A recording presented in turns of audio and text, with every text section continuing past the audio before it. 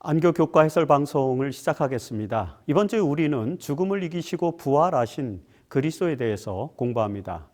지난주에 예수 그리스도의 죽음과 그 십자가 희생의 의미 그리고 복음에 대해서 살펴보았죠.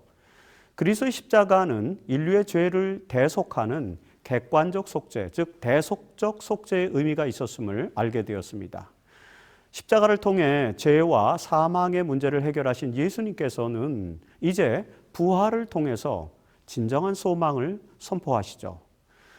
여러분, 십자가 이후에도 인류는 여전히 죽음을 경험하지만 이제는 죽어도 살겠고라는 예수님의 말씀의 의미가 무엇인지 역사 속에서 계시하십니다.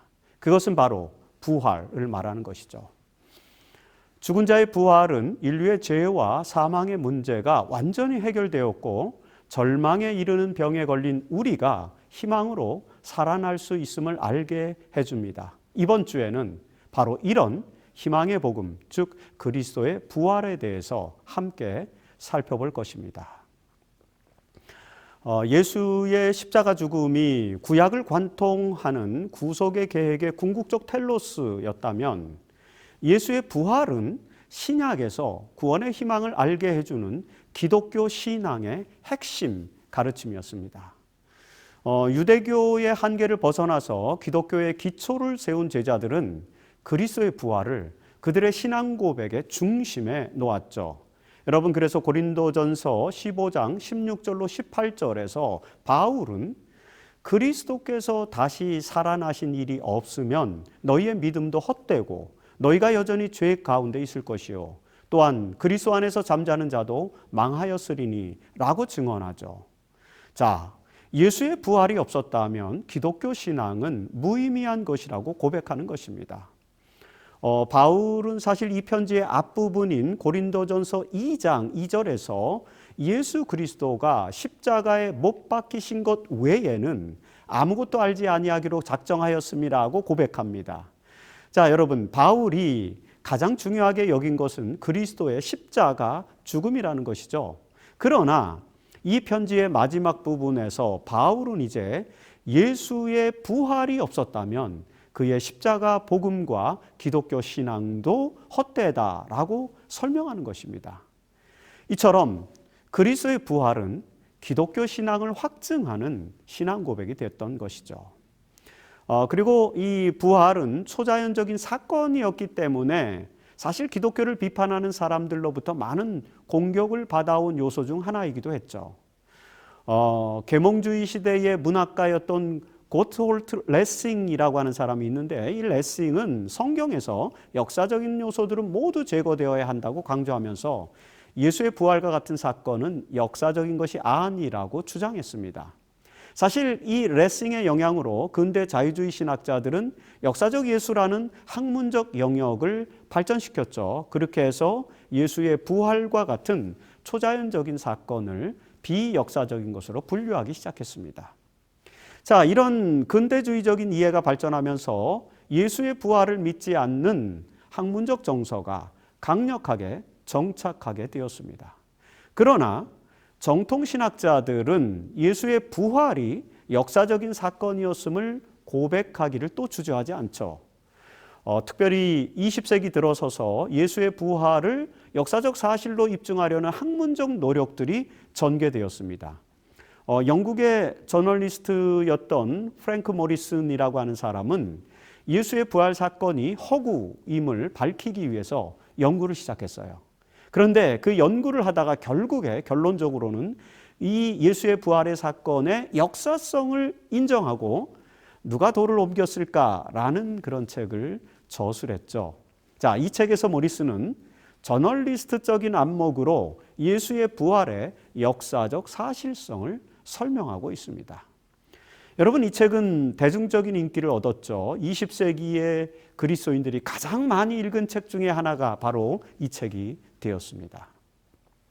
그리고 예수 부활의 역사성에 대한 연구는 신학 분야에서도 진행되었습니다. 특별히 1960년대 역사로서의 계시라는 중요한 연구 프로젝트를 추진했던 중심 인물이었던 판넨베르크라는 신학자는 예수 부활의 역사성을 입증하는 논문을 발표하기도 했습니다.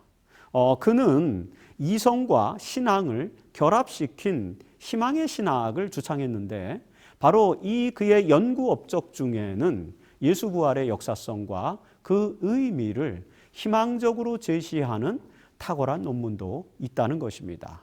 자, 우리는 이러한 연구 결과를 토대로 해서 신약에 기록된 예수의 부활 사건을 역사적으로 입증할 수 있는 몇 가지 논리들을 축적해 놓았습니다.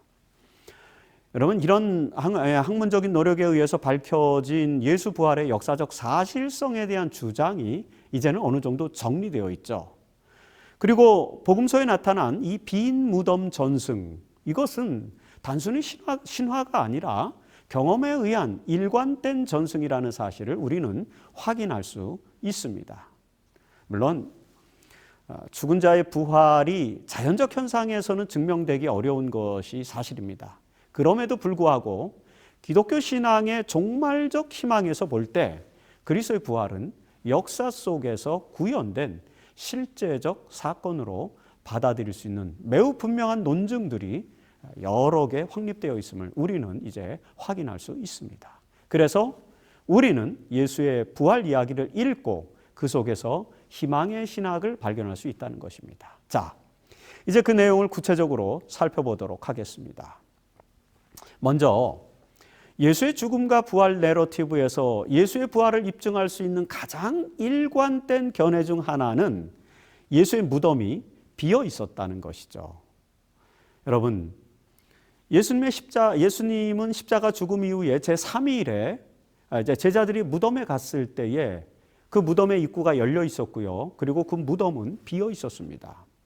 예수의 시체가 사라졌다는 것이죠.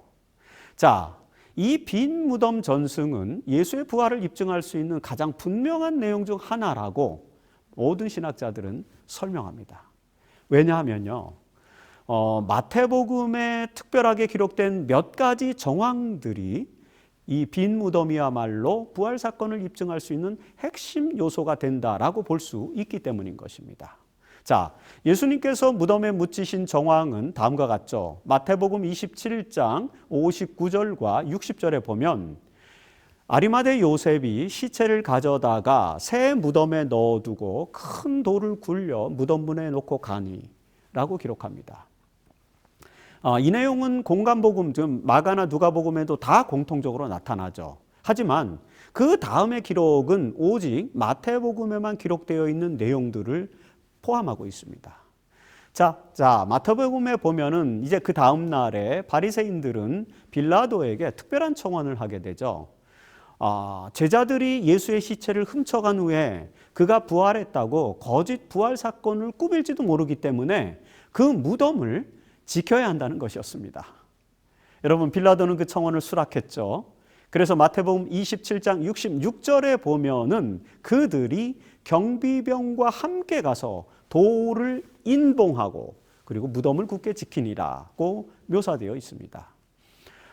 바리새인들은 빌라도에게 허락을 받고 예수의 무덤을 막은 큰 돌에 인봉을 한 후에 그 입구를 경비병들로 하여금 지키게 하였습니다.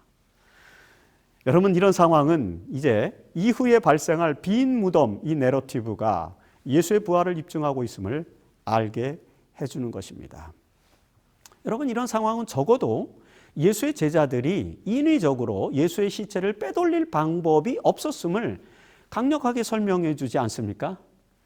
자, 이와 관련된 좀 더 구체적인 내용은 이제 월요일 소지에서도 좀 설명을 할 것입니다.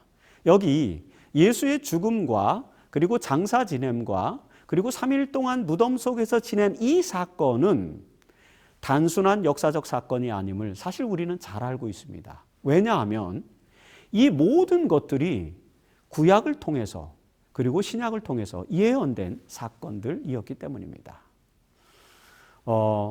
이 고난의 메시아의 죽음과 그 다음에 장사 지냄과 3일 만에 다시 살아나실 것에 대한 내용은 여러 상황들 속에서 예언되어 있는데 그 중에서도 가장 대표적인 메타포로 나타나는 것이 요나의 경험이죠. 자, 요나서 1장 17절에 보면 요나가 밤낮 3일을 물고기 뱃속에 있으리라는 기록이 있습니다.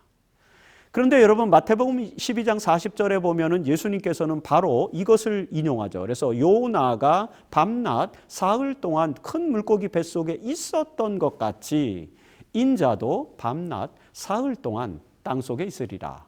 이렇게 말씀하시면서 표적을 구하는 바리새인들에게 참된 표적은 이 부활의 표적이다라고 그렇게 설명하는 것입니다.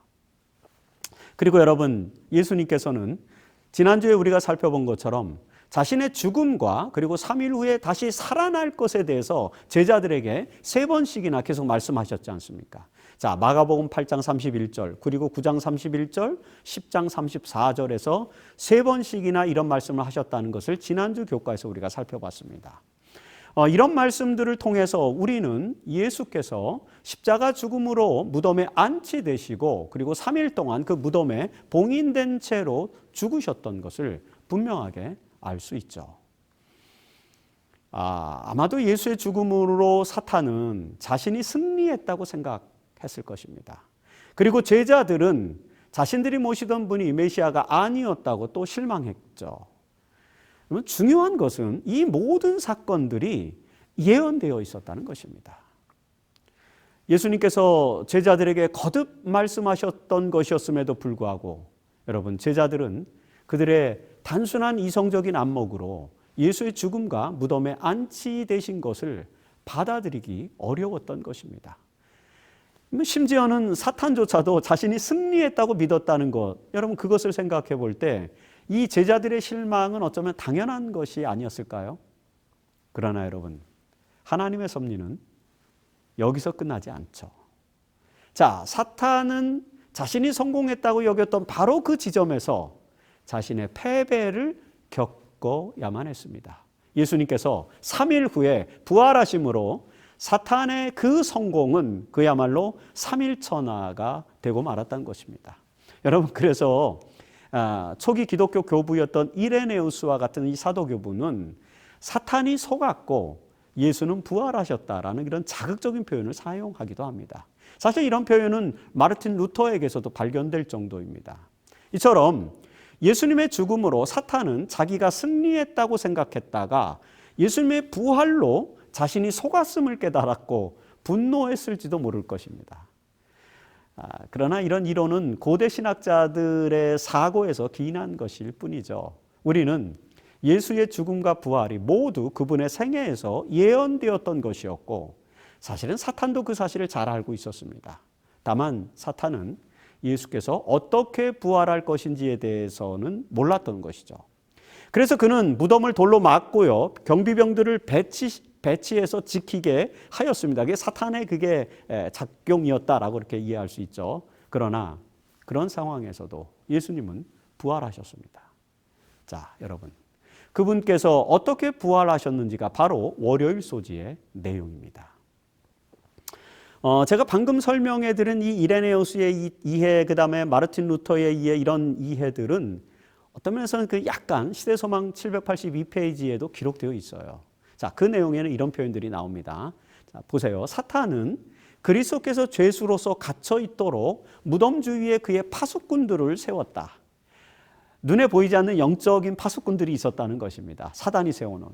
그런데 하늘의 사자가 가까이 다가오자 그의 천사들이 도망했다. 그때 사단은 심히 분노하였다. 무덤에서 나오시는 그리스도의 승리의 발걸음을 보고 그는 그의 왕국의 종말이 올 것을 알았고 마침내 자기 자신이 죽게 되었다는 것을 알았다. 자, 이런 엘렌 화이트의 표현에는 제가 방금 전에 설명한 내용과 관련된 몇 가지 컨셉들이 담겨 있습니다.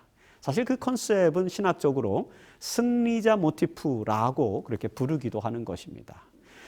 이 엘렌 화이트의 표현에서 우리가 주목해야 할 것이 한 가지가 있는데 그것은 바로 하늘의 사자가 다가왔다는 그런 표현입니다. 자, 이 사자는 물론 마태복음 28장 1절과 2절에 나타난 그 빛나는 천사를 말하는 것입니다. 여러분, 예수님의 부활의 때에 하나님께서 천사를 보내셨음을 우리는 텍스트를 통해서 읽을 수 있습니다. 자, 여기서 한 가지 신학적 질문이 제기되죠. 이런 것입니다. 예수는 누군가에 의해서 살아나신 것인가? 아니면 스스로 부활하셨는가 하는 그런 질문입니다.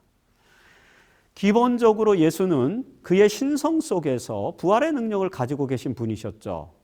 그래서 예수님은 당신의 부활의 능력에 대해서 사실 여러 번 말씀하셨어요. 자, 보세요. 요한복음 10장 17절로 18절에서 내가 내 목숨을 버리는 것은 그것을 내가 다시 얻기 위함이니 나는 버릴 권세도 있고 다시 얻을 권세도 있으니 라고 이렇게 말씀하십니다. 자, 그리고 요한복음 11장 25절에서 또 나는 부활이요 생명이니 나를 믿는 자는 죽어도 살겠고라고 또 말씀하시죠. 자, 이런 말씀들의 기초에서 볼 때 예수님은 스스로 죽음을 선택하셨던 것처럼 또 스스로 부활하셨다라고 이렇게 우리는 충분히 이해할 수 있는 것입니다. 그리고 다른 한편으로 예수의 부활은 또 하나님의 사역으로도 나타나죠. 자, 여러분, 사도행전 2장 24절에서 하나님께서 그를, 예수님을 사망의 고통에서 풀어 살리셨으니라고 이렇게 묘사되어 있죠. 그리고 로마서 8장 11절에서도 예수를 죽은 자 가운데서 살리신 이의 영이 너희 죽을 몸도 살리시리라 또 이렇게 설명합니다. 이 외에도 히브리서 13장 20절에 보면은요, 주 예수를 영원한 언약의 피로 죽은 자 가운데서 이끌어내신 평강의 하나님이 라고 이렇게 표현되어 있습니다. 자, 이런 표현들은 예수의 부활에 하나님의 섭리의 역사가 포함되어 있음을 또 우리가 알게 해주는 그런 내용들인 것입니다. 자, 그래서 우리는 예수는 스스로의 능력으로 부활하셨고, 그리고 하나님께서는 마태복음 28장 1절로 2절에 등장하는 그 천사를 보내셔서 예수의 부활에 함께 하도록 섭리하셨던 것, 이런 정도로 정리를 해볼 수 있지 않을까요? 화이트인의 표현대로라면 그 천사는 무덤을 지키던 경비병들에게 빛으로 나타났고요. 그리고 영적인 존재인 사탄의 천사들을 물리치십니다. 그리고 예수님께서 부활하셔서 무덤에서 나오게 하셨던 것으로 우리가 이해해 볼 수 있을 것 같습니다. 자, 이 부활의 장면에서 우리는 예수의 부활을 막으려고 했던 사탄과 그의 세력, 그리고 바리새인들과 로마의 경비병들이 아무리 어떤 노력을 기울인다 할지라도 그 모든 것들이 예수의 부활을 막기에는 아무런 소용이 없었음을 알게 됩니다. 그리고 여러분, 오히려 그런 세력들의 노력은 결국 예수의 부활을 역사적 사실로 받아들이게 하는 하나의 논증이 되었음을 또 알게 해주죠. 이처럼 하늘의 능력을 무시했던 유대 지도자들은 경비병들의 입막음만으로 예수의 부활에 대한 기별을 막을 수 있을 거라고 생각했습니다.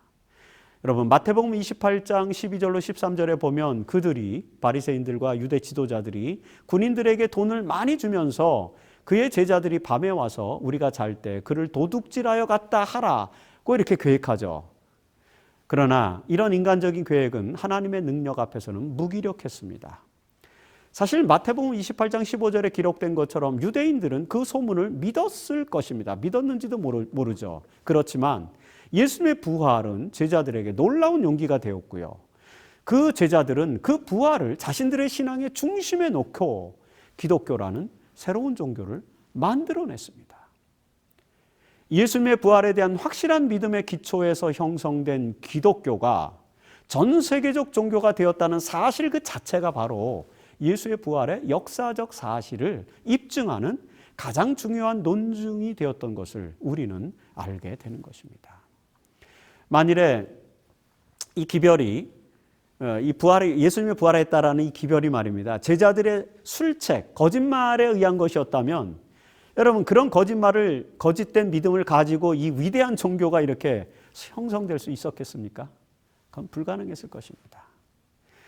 기독교가 그리스도의 부활에 대한 확실한 믿음을 가지고 있는 것 그 자체가 바로 예수의 부활의 역사성과 사실성을 입증하는 핵심 논증이 된다는 것을 우리는 이런 기록들을 통해서 확인할 수 있는 것입니다. 예수님은 스스로의 능력과 하나님의 영의 역사로 죽음에서 부활하셨습니다. 그리고 여러분, 그 부활의 능력은 우리에게도 동일하게 일어날 것임을 성경은 증언하고 있다는 것입니다. 예수님께서 부활하셨을 때 일어난 이 시기에 놀라운 물리적인 사건이 발생했음을 또 마태는 단독으로 기록하고 있죠. 자, 마태복음 27장 51절로 53절입니다. 이에 성소의 휘장이 위로부터 아래까지 찢어져 둘이 되고 땅이 진동하며 바위가 터지고 무덤들이 열리며 자던 성도의 몸이 많이 일어나되 예수의 부활 후에 그들이 무덤에서 나와서 거룩한 성에 들어가 많은 사람에게 보이니라. 이 기록은 매우 독특한 기록입니다. 일반적으로 예수의 십자가 죽음으로 성소의 휘장이 위로부터 아래까지 찢어졌다라는 이런 기록은 마태복음뿐만 아니라 마가복음과 누가복음에서도 공통적으로 나타나죠. 그러나 이 사건이 발생하던 때에 엄청난 물리적인 사건이 발생했다는 사실에 대해서는 오직 마태만 기록하고 있는 것이죠. 여러분, 바로 이런 마태의 기록에서 우리는 다음과 같은 내용을 정리할 수 있습니다. 첫째, 예수님께서 숨을 거두실 때에 지진이 일어났다는 것이죠. 둘째, 무덤이 열리고 죽은 성도들이 부활하였다는 것입니다. 그리고 셋째, 그들이 예수의 부활 이후에 예루살렘에 들어가서 부활을 입증하였다는 것이고요. 넷째는 이 장면을 보고 백부장과 여러 사람들이 예수께서 하나님의 아들이었다고 고백하는 내용들입니다. 자, 이런 내용에서 우리가 주목해야 할 것은 예수께서 죽으실 때 지진이 일어나 무덤이 열리면서 죽었던 성도들 중에서 부활한 사람들이 있었다는 기록이죠. 특별히 이들은 예수께서 부활한 이후에 예루살렘으로 들어가서 자신들의 부활을 드러냈다고 마태는 기록합니다. 오직 마태만이 이 내용을 기록하고 있는데 그 이유가 무엇이었을까요? 아마도 마태는 이 유대인으로서 그리고 예수님의 12제자로서 이 부활한 성도들을 만났던 것 같습니다. 그 성도들 만났던 것, 그 유대인들을 또 잘 알고 있었던 그런 인물이었던 것 같습니다. 그들로부터 직접 부활한 사람들의 이야기를 들었거나 아니면 목격했을 수도 있겠죠. 물론 사도 요한도 예수의 제자였기 때문에 그런 경험을 했을 가능성이 있습니다. 그러나 요한은 그 내용을 기록하지 않았는데 그 이유는 그것이 이미 마태복음에 기록되어 있었기 때문이었을 수도 있습니다. 왜냐하면 요한은 다른 복음서에 기록되지 않은 내용 위주로 자기 신의 복음서를 기록하려고 하는 의도를 잘 드러내기 때문이죠. 아무튼 이 사건에서 우리는 부활에 대한 증언이 단지 예수의 부활에만 있는 것이 아니라 예수의 죽음과 더불어 이미 여러 사람들의 부활 사건에도 함께 있었음을 알게 되는 것입니다. 이처럼 신약은 죽은 자의 부활에 대한 많은 전승들을 기록하고 있습니다. 자, 예수의 죽음과 더불어 부활한 이 성도들의 신원과 관련해서 재림교회는 이들이 계시록의 예언에 나타나는 24장로일 것이라고 해석하죠. 이 24장로는 계시록 4장 4절에 보면요, 또 보좌에 돌려 24보좌들이 있고 그 보좌들 위에 24장로들이 흰옷을 입고 머리에 금관을 쓰고 앉았더라는 표현이 나오는데 이 표현에서 그들이 어떤 신원을 가진 자인지를 알 수 있습니다. 자, 우선 보좌에 둘려 있는 24보좌란 역대상 24장 4절로 19절에 나타나는 이 구약의 성소 봉사에서 봉사하는 제사장들의 24반차, 반열과 관련된 것입니다. 이 구약시대의 성소에서 봉사하는 제사장들은 24반열로 나눠져 있었죠. 그들이 성소 봉사를 하게 됩니다. 자, 이 보좌에 앉은 24보좌에 앉은 24장로는 하나님의 보좌에서 그분을 섬기는 구속받은 하나님의 백성을 대표하는 존재들로 해석할 수 있습니다. 이들이 천사의 무리가 아니라 구속받은 인간이라는 사실은 그들이 흰옷을 입었고 머리에 금관을 썼다라는 표현에서 확인되죠. 여러분, 계시록 3장 21절에 보면 이기는 그에게는 내가 내 보좌에 함께 앉게 하여 주겠다라고 약속하셨는데 바로 그 약속의 성취를 상징적으로 보여주는 것입니다. 따라서 24장로는 구속받은 하나님의 백성들을 대표하는데 그들이 바로 예수의 죽음과 부활의 때에 함께 부활한 사람들로 이해될 수 있는 것이죠. 그렇게 이해할 수 있는 내용이 성경에 몇 가지 기록되어 있습니다. 여러분, 이 마태복음 27장 51절로 52절에서 부활한 그 성도들은 에베소서 4장 8절에 보면 예수님께서 위로 올라가실 때, 즉 승천하실 때에 사로잡힌 자를 사로잡아 하늘로 함께 승천한 것으로 이렇게 묘사되죠.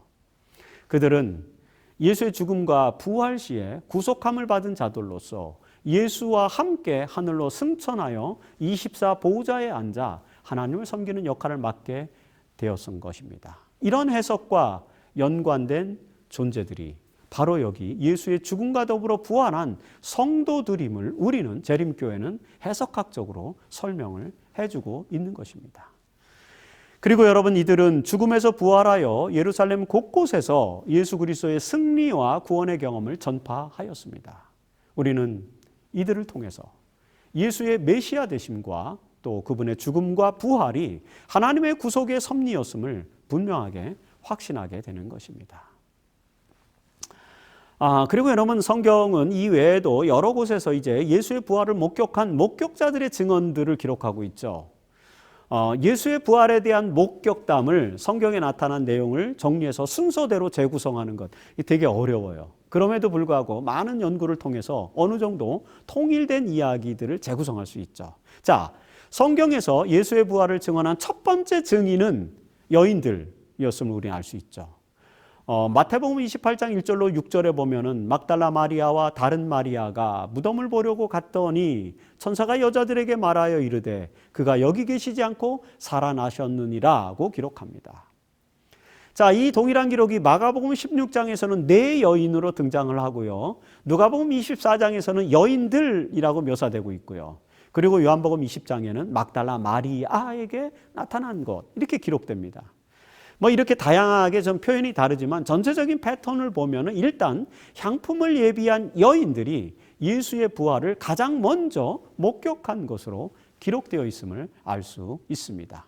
어떤 학자들은 바로 이것이 예수님의 부활의 역사성을 입증하는 증거다라고 말합니다. 왜냐하면 고대 사회에서 이 증인들은 여인들은 법적 증인으로 설 수 없었어요. 남자여야만 한다는 것이죠. 만일에 이것이 꾸며진 이야기라면 첫 번째 목격자가 여자들로 나타나지는 않았을 것이라는 이야기입니다. 따라서 여기 첫 번째 증인이 여자들이라는 이 내용이 예수님의 부활 이야기가 꾸며낸 이야기가 아니라 사실 그대로의 역사일 것이다 라고 그렇게 추론하는 것입니다.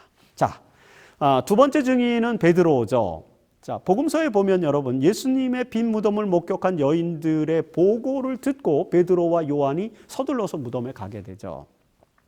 그런데 이 이야기에서는 베드로가 예수를 만났다는 내용을 읽을 수 없습니다. 그런데 누가복음 24장 34절에 보면은요, 엠마오의 두 제자가 예수의 부활 소식을 예루살렘에 와서 다시 제자들에게 전하면서 이렇게 말해요. 주께서 과연 살아나시고 시몬에게 보이셨다 라고 고백하는 장면을 읽게 됩니다.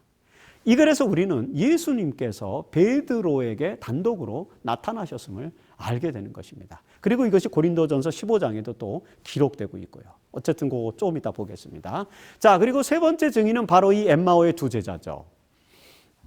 그리스도의 십자가 죽음 이후에 실망한 채로 집으로 돌아오던 이 글로바라고 하는 사람과 또 한 제자, 이 두 제자는 길 위에서 나그네와 동행을 하게 됩니다.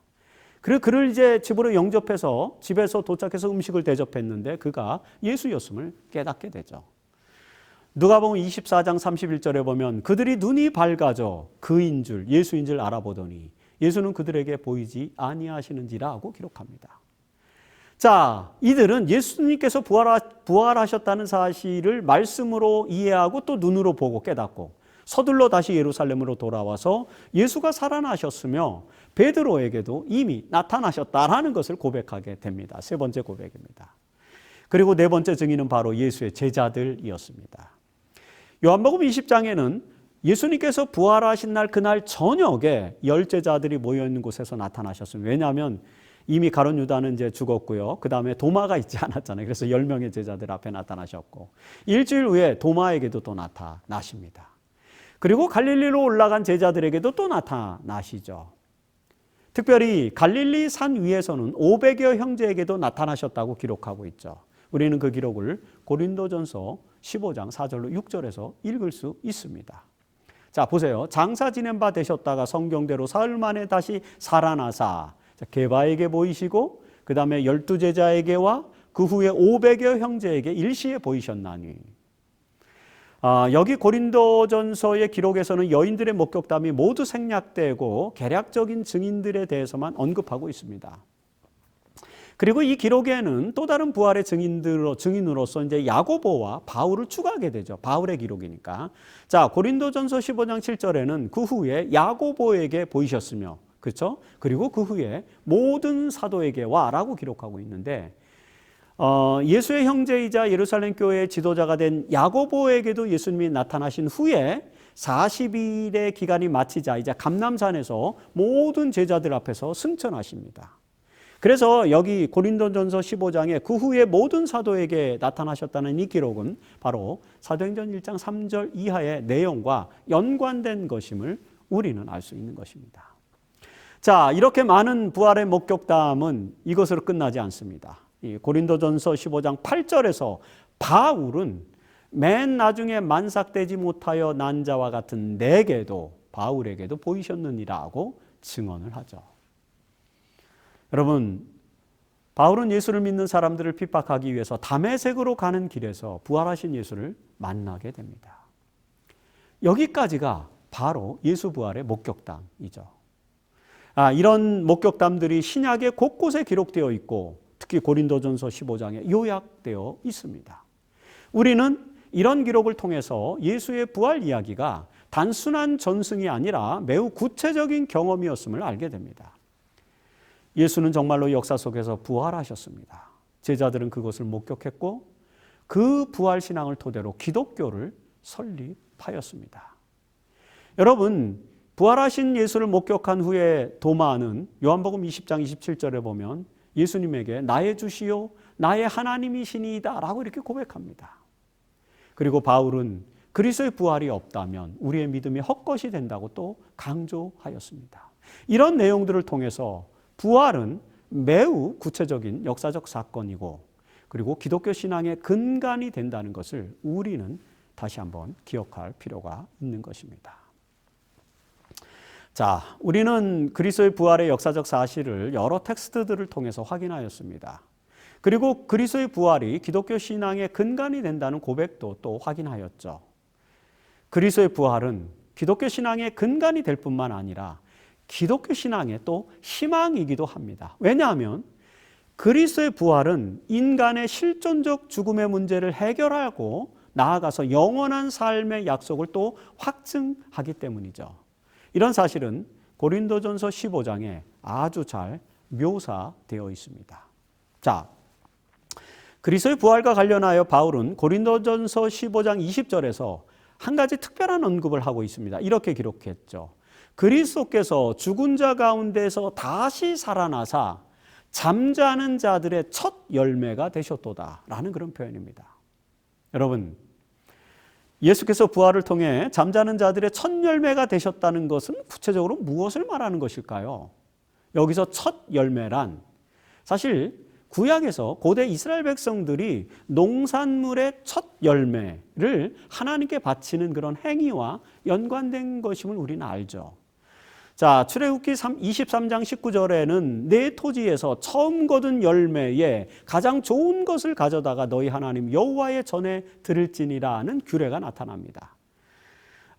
레위기 2장 11절로 16절 그리고 신명기 26장 1절로 11절에서는 첫 열매를 드리는 행위의 그 의미도 또 나타나죠. 자, 이 첫 열매를 하나님께 드리는 행위는 11조와 마찬가지로 모든 소유물이 모든 생산물이 하나님께 속한 것임을 드러내는 행위와 같은 것이었습니다.